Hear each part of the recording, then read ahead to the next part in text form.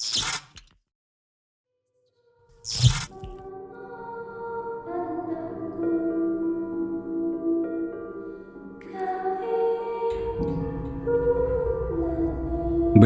dari sebuah rencana untuk piknik ke Gunung Bromo.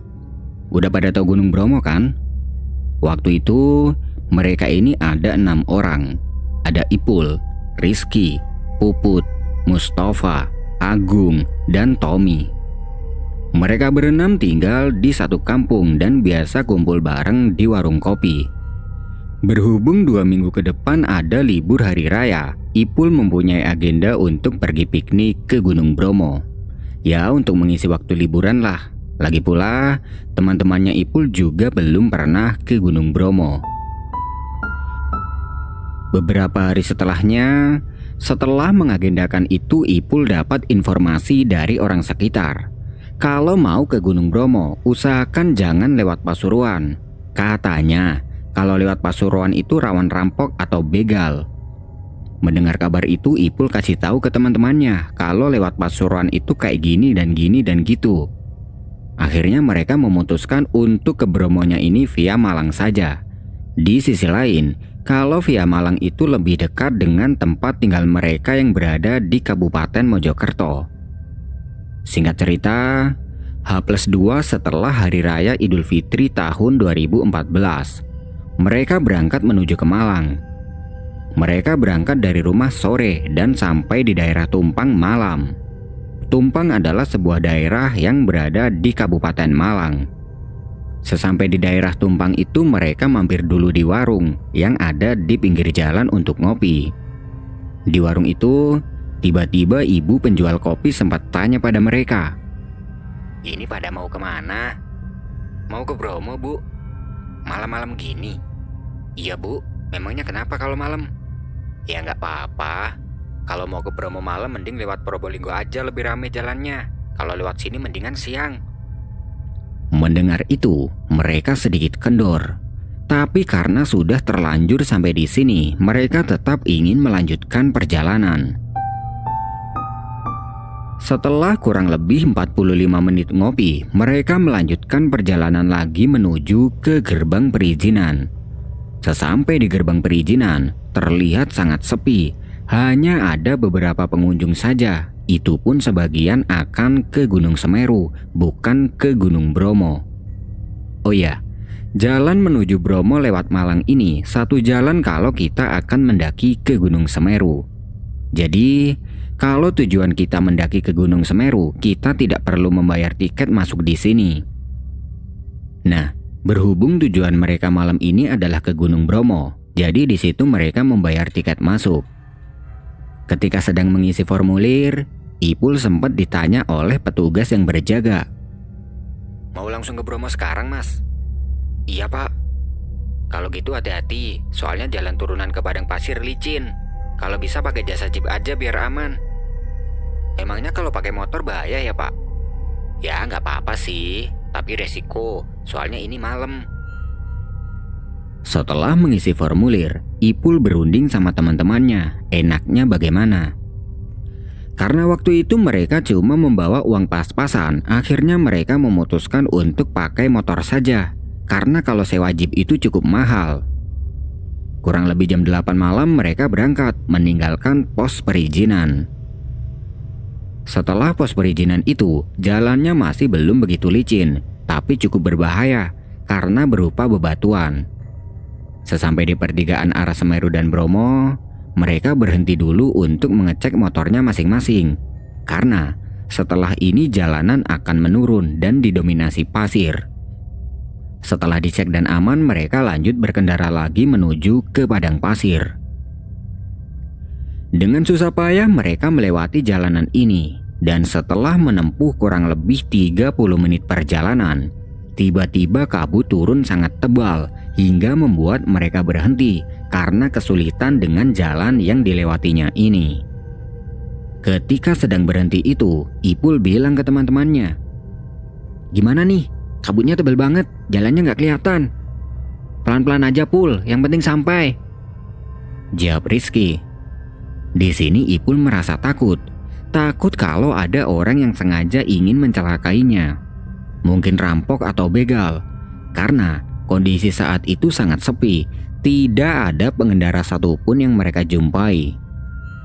Hal yang sama juga dirasakan oleh teman-temannya, tapi mereka tetap positive thinking saja. Semoga tidak terjadi apa-apa. Akhirnya, dengan pelan mereka lanjut berkendara turun. Nah, di tengah-tengah perjalanan itu, samar-samar mereka melihat ada 2 orang yang sedang berhenti di pinggir jalan dengan 1 motor. Ipul yang waktu itu berboncengan dengan Rizky bilang, "Riz, itu di depan kayak orang." "Iya, agak cepetin jalannya, takutnya begal." Dari posisi paling depan, Rizky memberi kode ke teman-temannya agar sedikit ngebut. Tapi, ya mau ngebut gimana lagi, orang kondisi jalannya seperti ini, yang ada malah jatuh mereka. Lalu, terlihat 2 orang itu melambaikan tangan seperti meminta bantuan. Ketika sudah dekat, salah satu dari orang itu berteriak, "Mas, tolong, tolong." Ucap salah satu orang itu meminta tolong. Awalnya mereka ragu akan berhenti, takutnya yaitu tadi. Karena kasihan melihat orang itu yang sepertinya butuh bantuan, akhirnya Ipul berhenti disusul dengan yang lain. Kalaupun nanti mereka-mereka ini adalah begal, Ipul udah pasrah. Lagi pula, jalannya juga nggak bisa kalau dipakai buat ngebut, pikir Ipul. Ipul bertanya pada 2 orang itu, "Kenapa, Mas? Tolong kita, Mas. Lampu motor kita mati. Kita ikut jalan bareng ya." jawab salah satu dari orang itu. Ipul dan yang lain tidak ada yang berani turun dari motornya. Lalu, Ipul mempersilahkan 2 orang itu untuk ikut bareng dan memintanya untuk jalan di paling depan. Dengan tujuan, kalau nanti 2 orang ini akan berbuat sesuatu, jadi mereka bisa melihat. 2 orang itu kemudian mengucapkan terima kasih dan lekas mengendarai motornya, disusul Ipul dan teman-temannya dari belakang. Semakin mereka jauh berjalan, kabut yang menyelimuti semakin tebal hingga jarak pandang mereka hanya 1 meter. Lampu dari motor pun tidak bisa menembus tebalnya kabut itu. Di sisi lain, jalan yang mereka lewati ini semakin ke sana juga semakin licin oleh pasir. Jadi, otomatis jalan mereka semakin pelan. Setelah cukup jauh berjalan melewati padang pasir itu, tiba-tiba dari belakang Puput yang berboncengan dengan Mustafa berteriak sambil membunyikan klakson. "Woi, berhenti. Berhenti dulu." Spontan Ipul berhenti, begitupun 2 orang yang ada di depannya itu. Ipul bertanya pada Puput, "Kenapa berhenti?" "Agung dan Tommy ketinggalan jauh di belakang." jawab Puput. Setelah dilihat ke belakang, ternyata benar, motor Agung dan Tommy tidak terlihat. Di sini Ipul sudah berpikiran negatif. Apa jangan-jangan Agung dan Tommy kenapa-napa? Akhirnya mereka berhenti untuk menunggu 2 temannya yang tertinggal itu. Ketika sedang berhenti, Ipul bertanya pada Puput, "Sejak kapan mereka nggak kelihatan?" "Nggak tahu, perasaan tiba-tiba udah nggak kelihatan gitu aja." Mereka memutuskan untuk menunggu Agung dan Tommy dulu sambil ngobrol dengan 2 orang yang ikut bareng tadi. "Sampean dari mana, Mas?" tanya Ipul. "Kita dari Malang, Mas. Untung aja ketemu kalian. Kalau nggak tahu lagi dah kita," jawab salah satu dari mereka. Setelah cukup banyak ngobrol dengan 2 orang itu, mereka sedikit lega karena sepertinya mereka tidak ada niatan jelek. Tapi mereka menemukan masalah baru. Sudah hampir 15 menit mereka menunggu. Agung dan Tommy tidak juga terlihat. Di sini mereka panik, takutnya Agung dan Tommy nyasar atau yang lain. "Ini gimana? Agung dan Tommy kok nggak juga kelihatan?" ucap Ipul dengan panik. "Nggak tahu, Pul. Mungkin motornya mogok." jawab Puput. Kemudian 2 orang asal Malang itu menyarankan, Kita putar balik dulu aja mas, siapa tahu temannya beneran mogok. Akhirnya mereka memutuskan untuk putar balik menyusul Agung dan Tommy. Nah, baru beberapa meter mereka putar balik, kelihatan tuh motornya Agung dan Tommy. Mereka semua berhenti dan Ipul bertanya pada Agung. Kok lama Gung? Habis ngapain? Dengan wajah panik, Agung menjawab. Aku habis nabrak orang tadi Pul. Hah? Terus orangnya gimana? Nah itu dia, habis ketabrak orangnya langsung lari dan gak kenapa-napa. Malahan kita yang jatuh dari motor. Akhirnya ya udahlah, yang penting mereka dan orang yang ditabrak itu nggak apa-apa. Kemudian Ipul putar balik lagi untuk lanjut berjalan. Tahu nggak, kalau orang yang ditabrak Agung tadi itu mungkin bukan manusia. Karena bagaimana bisa orang itu tidak kenapa-napa setelah ditabrak? Jatuh pun enggak, tapi langsung kabur. Malahan Agung yang jatuh. Dan orang yang ditabrak Agung itu berpakaian serba hitam. Untuk wajahnya kurang jelas, karena pas ketabrak itu, orangnya tidak melihat ke arah Agung sama sekali dan langsung kabur. Di sini Agung tidak bilang dulu ke Ipul dan yang lain. Perjalanan kembali dilanjutkan menuju ke penanjakan. Lama berkendara dan sudah hampir 2 jam. Tapi mereka tidak juga sampai di penanjakan. Di sisi lain, malam itu mereka tidak bertemu dengan satu orang pun. Karena suhu malam itu sangat dingin, mereka berhenti dulu untuk istirahat sekaligus berunding. Pul, penanjakan masih jauh nggak? Tanya Puput. Gak tahu, bentar lagi mungkin. Apa jangan-jangan jalan kita salah Put? Ipul juga sepemikiran dengan Puput. Lalu 2 orang asal Malang tadi nyahut. Bentar lagi kayaknya mas, soalnya ini udah lama loh kita jalannya. Ipul juga mikirnya gitu, mungkin bentar lagi sampai. Tidak lama kemudian, mereka mengendarai motornya lagi dan lanjut perjalanan. Setelah cukup lama berkendara, terlihat dari belakang ada jeep yang lewat mendahului mereka. Melihat itu mereka sedikit lega, karena setidaknya mereka tidak salah jalan. Mereka mempercepat laju kendaraannya dengan tujuan untuk mengikuti jeep itu. Tapi secepat apapun mereka berkendara di atas pasir, tetap saja mereka ketinggalan jeep itu. Karena jeep itu udah jauh dan gak kelihatan, mereka berkendara mengikuti jejak ban dari jeep tadi. Karena menurut mereka, jeep tadi itu bertujuan sama, yaitu ke penanjakan. Tidak lama kemudian, mereka menjumpai sekelompok orang yang sedang camp dan menyalakan api unggun di kiri jalan. Ipul berhenti untuk bertanya, apakah penanjakan masih jauh atau tidak. Dan menurut orang yang ngecamp, penanjakan udah deket, beberapa menit lagi juga udah nyampe. Mendengar itu, Ipul mengajak teman-temannya untuk kembali melanjutkan perjalanan agar segera sampai di penanjakan. Tapi sudah sekitar 1 jam berkendara, mereka tidak juga sampai di penanjakan. Di sini Ipul berpikir, katanya penanjakan udah deket, tapi ini kok lama banget gak sampai-sampai. Hingga akhirnya mereka semua tersentak karena jejak ban mobil jeep yang mereka ikuti itu putus di tengah jalan. Rizky yang menyadari hal itu terlebih dahulu bilang pada Ipul, Bentar Pul, jejak mobilnya kok nggak ada? Ipul yang baru menyadari hal itu langsung menghentikan motornya. Melihat Ipul yang tiba-tiba berhenti, Puput bertanya, Kenapa berhenti Pul? Jejak mobilnya hilang. Nah, di sini barulah semuanya ini pada sadar. Mereka berunding lagi, enaknya bagaimana. Lalu, 2 orang asal Malang tadi menyarankan agar lanjut jalan aja dulu. Entar kalau nggak sampai-sampai barulah berhenti dan nunggu pagi aja. Mereka pun menyetujui usul itu dan bergegas lanjut berkendara lagi.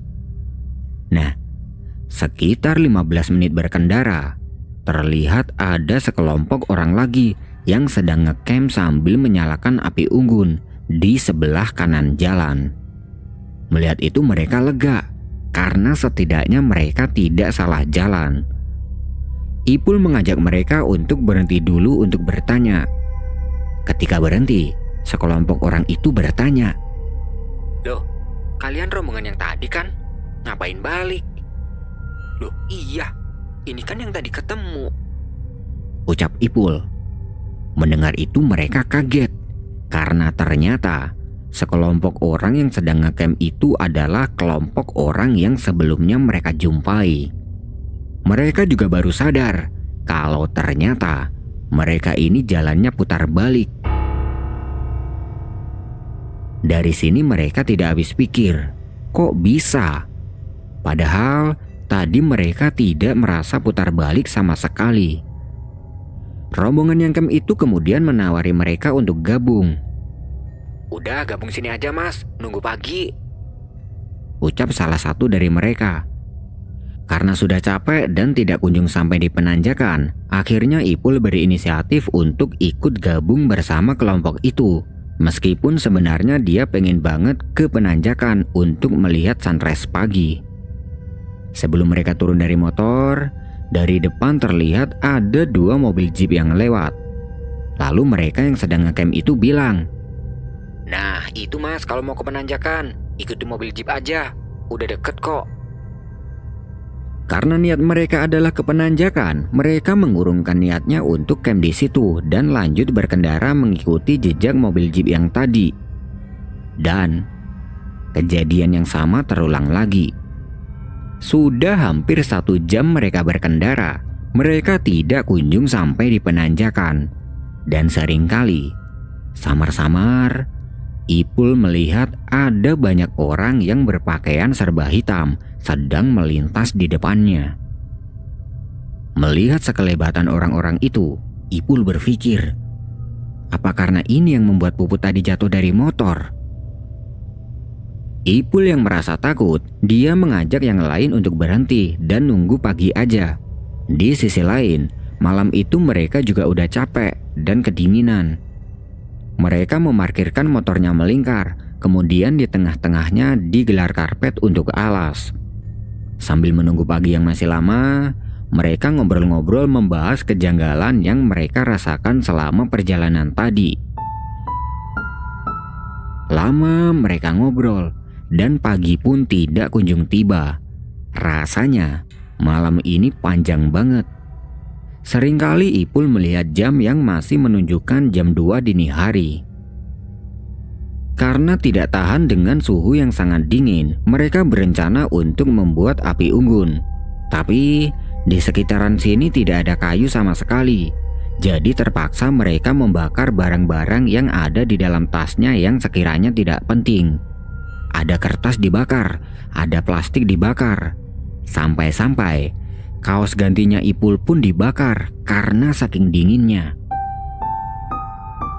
Setelah sudah tidak ada lagi yang bisa dibakar, satu persatu dari mereka tidur, kecuali Ipul. Dia hanya membaringkan badannya di atas karpet sambil merem, tapi tidak tidur. Selang beberapa menit kemudian, tiba-tiba dari kejauhan dia mendengar ada suara.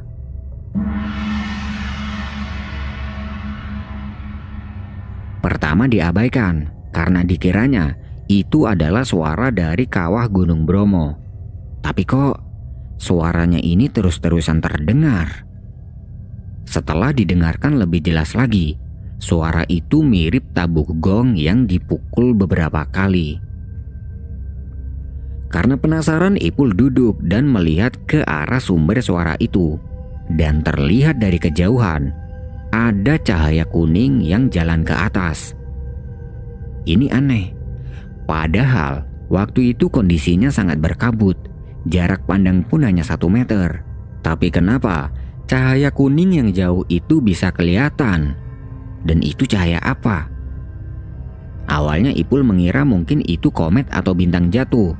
Tapi nggak mungkin, karena cahayanya itu jalan memanjang dari bawah ke atas. Semakin ke atas, cahaya itu semakin meredup, hingga akhirnya tidak terlihat lagi. Ipul segera merebahkan badannya lagi dan berusaha tidur, hingga akhirnya dia bisa tidur sampai pagi. Pagi itu sekitar jam 9. Satu persatu dari mereka bangun dan kondisi pagi itu masih sangat berkabut. Sampai-sampai sinar matahari pun tidak bisa menembus tebalnya kabut ini. Jadi meskipun udah jam 9, tapi rasanya masih seperti jam 6 pagi. Setelah semuanya sudah bangun, Ipul dibuat kaget. Karena 2 orang asal Malang yang semalam bareng sama mereka, itu tiba-tiba tidak ada. Ipul bertanya pada teman-temannya. Loh, 2 orang yang sama kita semalam mana? Tapi tidak ada satupun dari mereka yang tahu. Akhirnya ya udahlah, mereka mengira mungkin 2 orang itu udah bangun duluan tadi dan lanjut jalan. Kabut tebal itu perlahan menghilang hingga akhirnya mereka bisa melihat keadaan sekitar. Dan ternyata lokasi tempat mereka tidur semalam itu tepat di bawah Gunung Batok, gunung yang bersebelahan dengan Gunung Bromo. Lokasi penanjakan pun juga ternyata sudah dekat, hanya berjarak kurang lebih 500 meter dari tempat mereka tidur itu. Dan yang lebih aneh lagi, lokasi tempat mereka tidur ini ternyata tidak jauh dari rombongan semalam yang mereka tanyai jalan. Jaraknya kurang lebih 100 meteran. Mereka semua dibuat gak habis pikir. Kok bisa ya?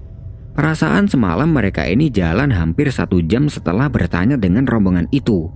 Tapi kok sekarang jarak mereka sedekat ini? Tapi ya udahlah, mereka tidak mau ambil pusing. Yang penting pagi itu mereka masih bareng-bareng.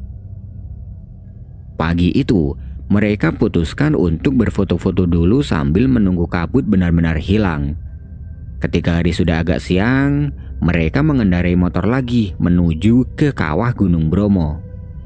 Jadi, niat mereka yang semalam pengen ke penanjakan untuk melihat sunrise itu batal. Karena mau gimana lagi, ini hari udah siang. Singkat cerita, setelah puas menikmati pemandangan kawah di puncak Gunung Bromo, mereka kembali turun ke parkiran. Di parkiran mereka minum-minum dulu di warung sambil berunding, enaknya turun lewat mana. Setelah berunding mereka sepakat untuk turun via Probolinggo aja. Di perjalanan dari Probolinggo menuju ke Mojokerto, mereka sempat mampir di warung dulu untuk ngopi. Nah, sambil ngopi itulah satu persatu dari mereka pada bercerita tentang orang yang ditabrak Puput yang mungkin itu bukan manusia, tentang perjalanan yang gak sampai-sampai, tentang 2 orang Malang yang sama mereka, dan tentang cahaya kuning yang dilihat Ipul ketika tidur di padang pasir malam itu. Semua kejadian yang mereka alami ini sudah di luar nalar. Dan dari kejadian ini, mereka jadi tahu kalau mau ke Gunung Bromo malam lebih baik jangan via Malang. Mending via Probolinggo saja, karena itu lebih aman dan ramai. Nah, itu tadi adalah sebuah kisah horor yang bisa aku sajikan ke kalian semua. Buat yang masih stay, aku ucapin terima kasih dan tunggu kisah horor selanjutnya.